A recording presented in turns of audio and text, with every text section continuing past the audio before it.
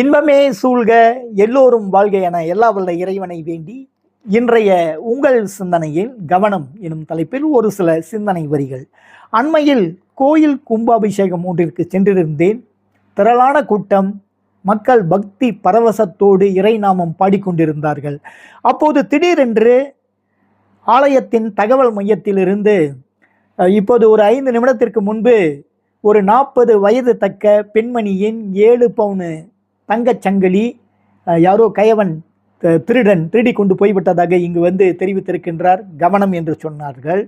அடுத்து ஒரு 7-8 நிமிடம் தாங்க இருக்கும். மீண்டும் தகவல் மையத்தில் இருந்த அறிவிப்பு, இப்போது வயதான ஒரு அம்மா வந்து தன் கழுத்தில் அணிந்திருந்த 10 பவுன் சங்கிலி யாரோ பறித்து விட்டதாக இங்கே அழுது புலம்பிக் கொண்டிருக்கின்றார் என்று சொல்லி ஒரு அரை மணி நேரம் கூட ஆகலை.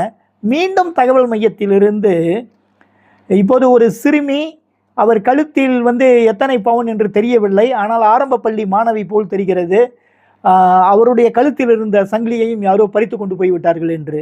இப்படியாக அறிவிப்பு மேல் அறிவிப்பு வந்த உடனே அந்த பக்தியில் வந்து மக்கள் ரொம்ப பயந்துட்டார்கள்.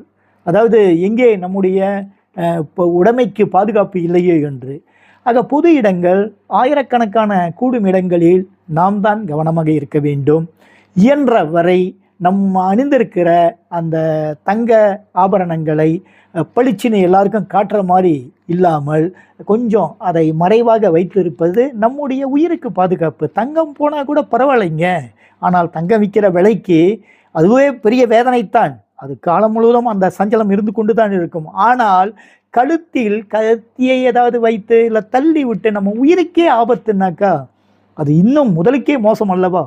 ஆக நாம் தான் எங்கும் நம்முடைய பாதுகாப்பிற்கு நாம் தான் தயார் நிலையில் விழிப்பாக இருக்க வேண்டும் என்று கேட்டுக்கொண்டு அடுத்த வாரம் மேலும் இது போன்ற ஒரு சிந்தனையோடு உங்களை சந்திக்கின்றேன். அதுவரை உங்களிடமிருந்து நன்றி கூறி விடைபெறுவது உங்கள் சூப்பர் மைண்ட் டைனமிக் தன்முனைப்பு பேச்சாளர் மு. கணேசன்.